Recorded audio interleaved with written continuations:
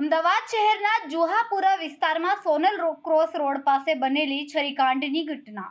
મળતી માહિતી અનુસાર સોનલ ક્રોસ રોડ પાસે એક યુવક પર છરી વડે જીવલેણ હુમલો કરવામાં આવ્યો હતો. આ હુમલામાં સામેલ આરોપીના નામ જિગ્નેશ, રાહુલ અને ગોપાલ હોવાનું સામે આવ્યું છે. ઘટના બન્યા બાદ અમદાવાદ શહેર પોલીસ તાત્કાલિક હરકતમાં આવી હતી. ક્રાઇમ બ્રાન્ચ અને સ્થાનિક પોલીસની સંયુક્ત કામગીરી બાદ પોલીસે ત્રણેય આરોપીને ઝડપી લીધા. પકડાયેલા આરોપીઓને પોલીસે ઘટના સ્થળે લઈ જઈને હુમલાનું રિકન્સ્ટ્રક્શન પણ કરાવ્યું. આ દરમિયાન પોલીસે આરોપીઓ પાસેથી પૂછપરછ કરીને હુમલાની પદ્ધતિ તેમજ તેમના પાછળના કારણોને લઈને વિગતો એકત્રિત કરી.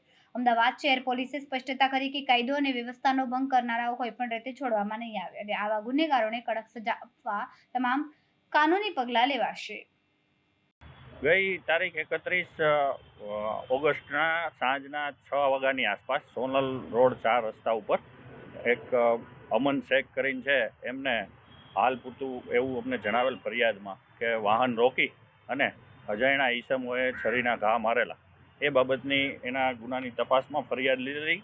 ગુનો 307 મુજબ અમે દાખલ કરેલો અને ત્યારબાદ બધા સીસીટીવી અને અલગ અલગ ટીમો બનાવી અને આરોપીની ધરપકડ કરેલ.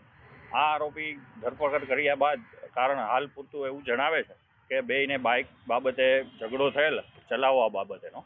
ત્યારબાદ આગળ જતાં ગાળાગાળી થયેલ ને એ બાબતેની અદાવત રાખી અને અમન શેખ ઉપર છરી વડે 3 ઈસમોએ હુમલો કરેલ.